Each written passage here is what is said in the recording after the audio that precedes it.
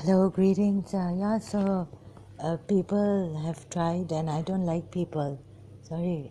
Um, I know that these people are not our welfare, true well-wishers, and some of them can blame you.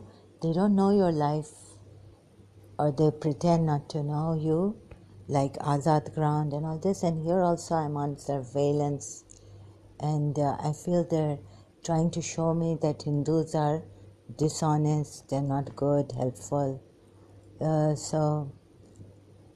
even the Pakistanis, taxi driver. My mother once felt sorry here at the airport, and I don't know if there were any TV cameras or anything, but we were outside on that slide going down towards the plane.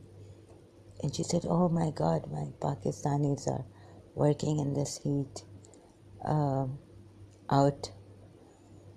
So we had come to Dubai for a while, I guess. I don't know, to renew. Anyways, so I don't know whether they are against my mother because they don't like criticism. UAE doesn't like all this, right? So they've put me on surveillance and all, like their people. Of course, they've won. And they're using Hindus, Indians to tell me like indirectly things against, but they themselves, I mean Muslims, where were they united? So all that compassion or humanity is because you have the money.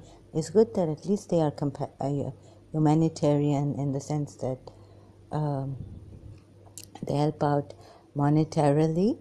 They are generous. These Arabs here, they're generous. They help out financially.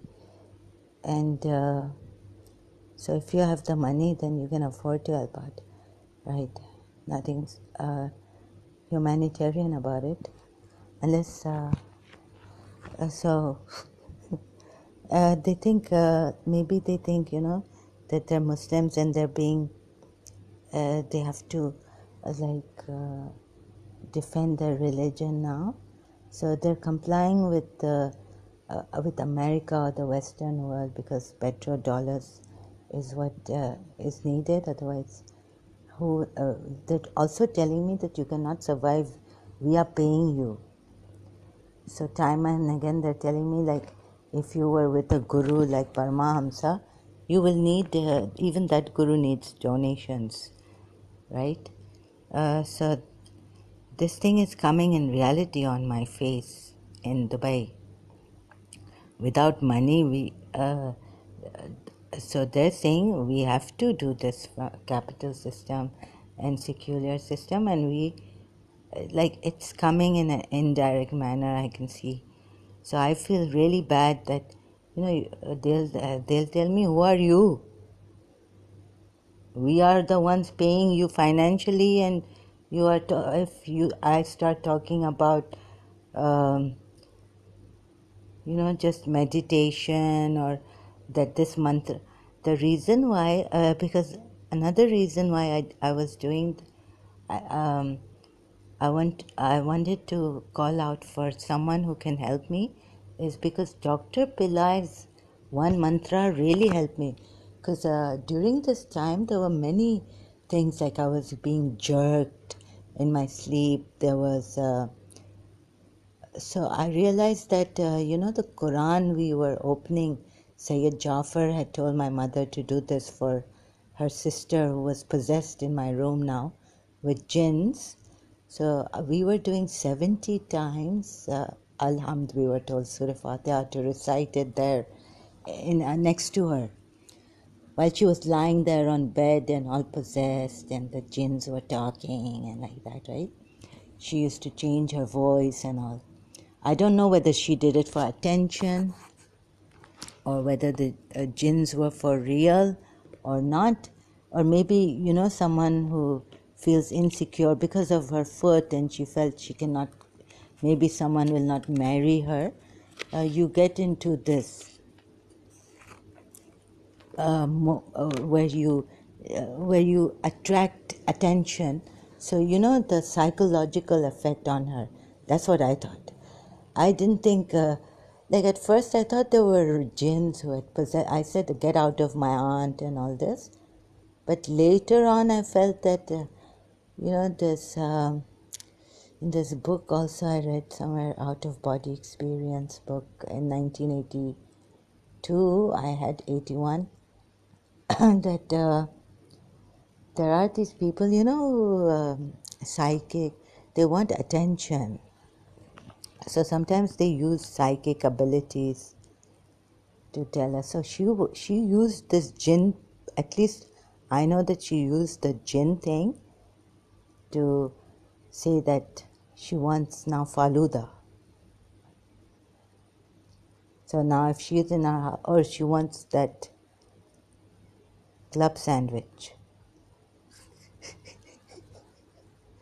And then we had to go to KDA for her. So if you don't give the jinns, what, if this jinn woman, you don't give club sandwich when she wants it, or she wants lassi now. So we go to that in our soldier bazaar. Or she wants faluda, so we go to that Sadar Bori Bazaar where the faluda man.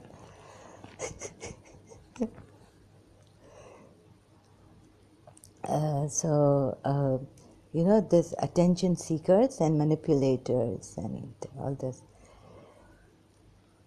So these jinns were clever.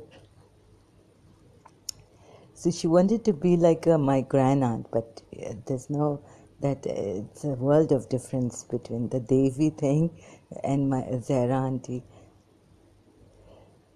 So for seeking attention, I felt she had gotten herself possessed. And all this. So now special jinns want this. My grandmother also said to mother that, you know, the jinn, if she wants anything, you have to give it to her. Jinn woman.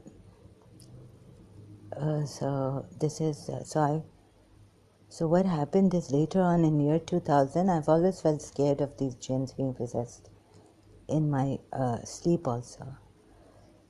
At times, and doing meditation also, when I learned from Shakti Goen's book, Creative Visualization. And she herself, this Mutar Usmani, told me that you're trying for something, but you're failing. So as I was doing visualization wasn't working. I had a hard time visualizing. You know, like we used to say in Shia Islam, going in daydreams, and it's not good if a music song makes you go in daydreaming, kind of a state, and this is not good. So I never found myself doing that. Sometimes in London, yes, but then later on, like my mother, at times I would find myself daydreaming, but you know, not losing my senses, like being getting lost like a malang in one's own world until I was separated from Istisa. Daydreaming, but I sense that I'm in the car. When we're going for a picnic in London, you know, so visualizing with the songs in the car, but I know I'm in the car, I know where I am. So I wouldn't get lost in daydreams. That I wouldn't lose my sense, for some second I'm gone in my world. That kind of daydream, but it's haram. It was haram in our prohibited. Any kind of thing that gives you that intoxication, that you lose yourself in some other world, imagination world, imaginary. So that was haram, I was told. My great-grandfather told my mother, and my mother found out from him. And so the thing is, I was looking for somebody to help us. So here also in Dubai, I felt some spirit ghosts jinns harassing me a lot, like pulling. Now I was trying to sleep and someone like pulled my thumb or my foot, what do you call that, toenail or toes, pulling them. Sorry, not toenail.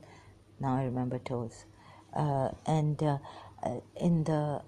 they weren't letting me sleep in that room in the old flat I was in. And so I remembered Dr. Pillai's man, but you see now Dr. Pillai will also be. That's why I unsubscribed, because the Arab rich Muslims, they have had an influence, and they're going to. They've been indirectly, doing things. So, but to come. So I wasn't coming out for my there's some people I don't like. Al Musaw I don't like. I didn't find him sincere. So I had to experience it myself. And then I got disturbed because, of course, the thing is, I've been very disturbed. Like, it got to the point where, why do these evil people exist? What is this? What kind of people are they? So I listened to Bridget, Bridget Gabriel. I still can't, like, how come the world was quiet and it was against Israel? Christians never said a word. Lebanese Christians, never heard of Lebanese Christians suffering so much. So, for some time I felt this was also an Arab, that they want to show that Bridget Gabriel is like very angry woman. Really, I also felt that because she was from Lebanon, like I couldn't even Bridget Gabriel, the one I found on YouTube, I can't trust. So I feel like this is Palestinian thing, that this Christian woman is very hard, and the way she talks and the way you can see at this video I saw, the way this Muslim talks to her. So I felt this was maybe she is made to give, anyone can be made and paid. And eventually we're going to say that no, Bridget Gabriel is very hard on Muslims. She's got Islamophobia. Eventually the Arab Muslims and the Pakistani Muslims, and she wears these clothes and all this. Maybe give it some time, and this hijabi lady, when you see such good manners, and after that, like I was like a Azad ground, right? And was like,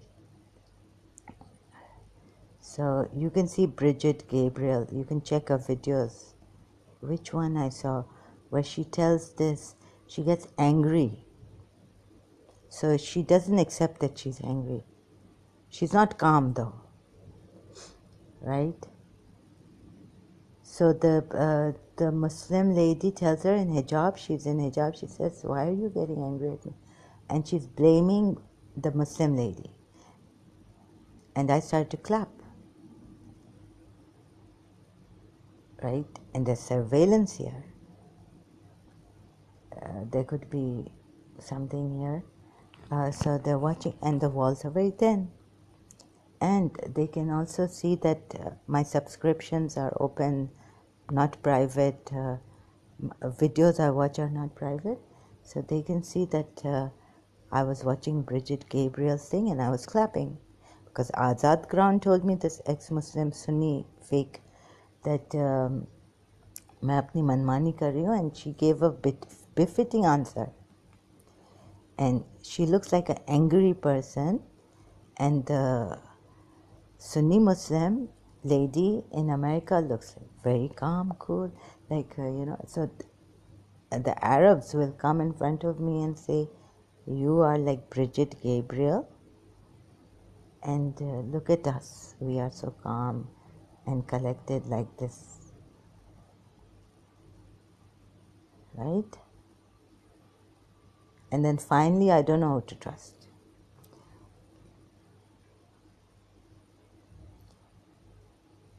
Our people are so calm. I mean, do you see this Muslim lady? She was so calm with Bridget Gabriel, and Bridget Gabriel called her a liar. Oh my God, I said. So I cannot, I cannot believe in Bridget Gabriel's story, however true it may be. You know why? Because something, I couldn't believe in it. And then I can't believe the Western world kept quiet against Lebanese Christian genocide and all that against Lebanese Christians long time ago. I can't believe it. But the way Gabriel, like, she's very aggressive at like, they're going to tell me here.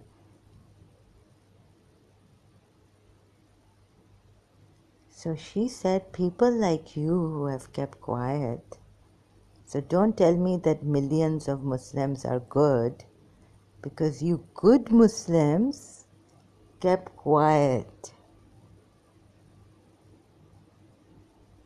So she gave such a befitting answer that I clapped here for Bridget Gabriel.